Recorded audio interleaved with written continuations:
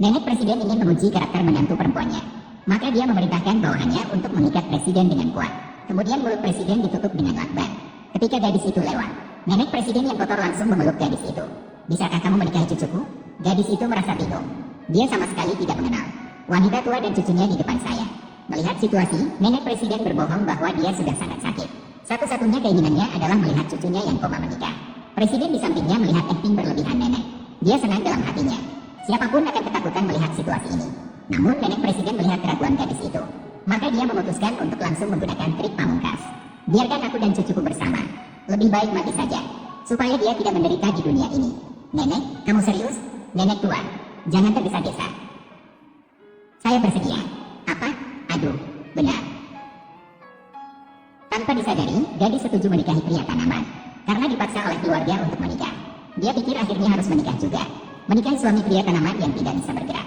Setidaknya dia jujur dan tidak akan berbuat nakal. Kemudian nenek presiden melihat gadis setuju.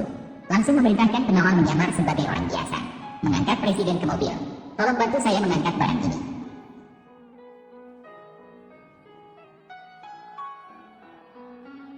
Ini. Mereka semua adalah orang-orang yang bermaksud baik. "Cepat, naiklah mobil yang baik itu. Kalau tidak, kantor administrasi sipil akan tutup. Cepat pergi." Tindakan itu membuat gadis terkejut. Begitulah, gadis itu seperti dipaksa. Dan mereka mengurus pernikahan.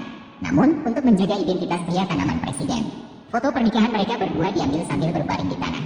Segalanya berkembang terlalu cepat, hingga mendapatkan surat nikah. Gadis itu bahkan belum menyadari. Akhirnya dia bisa memberitahu keluarganya sekarang. Pada saat itu, gadis itu menerima pemberitahuan diterima kerja. Dia memberi salam pada nenek CEO, lalu pergi dengan senang hati. Melihat gadis itu pergi, barulah CEO melompat turun dari tandu. Kebaikan gadis itu membuat CEO terkesan. Maka dia berjanji pada neneknya akan bersikap baik pada gadis itu di masa depan. Namun, saat dia hendak membuka surat nikah, CEO tiba-tiba menerima berita dari perusahaan luar negeri bahwa ada kecelakaan di sana. Harus ditangani oleh CEO sendiri. Dengan tidak ada pilihan, CEO menyerahkan surat nikah pada neneknya. Lalu dia berangkat ke luar negeri sendirian.